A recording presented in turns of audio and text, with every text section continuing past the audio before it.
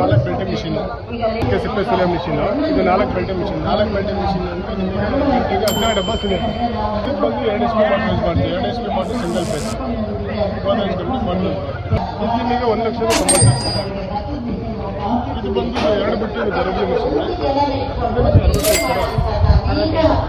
ಇದರಲ್ಲೇ 1.5 ಬಿಟ್ಟಿದೆ. ಅದು 50 ಮೋಟರ್ ಯೂಸ್ ಮಾಡ್ತೀವಿ. Single phase. ಎಲ್ಲ ಮಿಷಿನ್ ಬಂದು ನಮ್ದು ಸಿಂಗಲ್ ಫೇಸ್. ಮನೆ ಕರೆಂಟಿಗೆ ಓಡುವಂಥದ್ದು.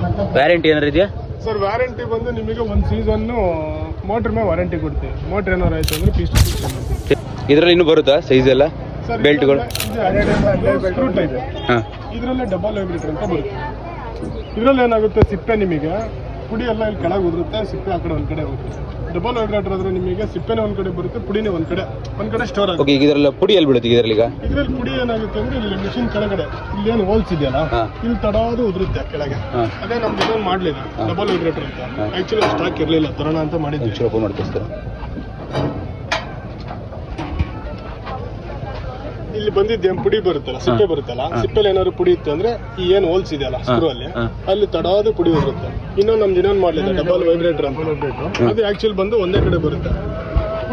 ಪುಡಿ ಒಂದ್ ಕಡೆ ಒಂದು ಬುಟ್ಟಿ ಇಟ್ಟರೆ ಸಾಕು, ಇಲ್ಲಿ ಪುಡಿ ಬಂದು ಬೀಳುತ್ತೆ, ಸಿಪ್ಪೆ ಒಂದ್ ಕಡೆ ಹೋಗುತ್ತೆ. ನಿಮಗೆ ಅವಾಗ ಪುಡಿ ಬಾಚ್ಕೊಬೇಕಂದ್ರೆ ಅನಿವಾರ್ಯ ಇರಲ್ಲ, ಪುಟ್ಟಿ ಬಂದು ಒಂದೇ ಕಡೆ ಬೀಳುತ್ತೆ. ಅವಾಗ ಏನಾಗುತ್ತೆ, ಸಿಪ್ಪಲ್ಲಿ ಒಂಚೂರು ಪುಡಿ ವೇಸ್ಟ್ ಆಗುತ್ತೆ.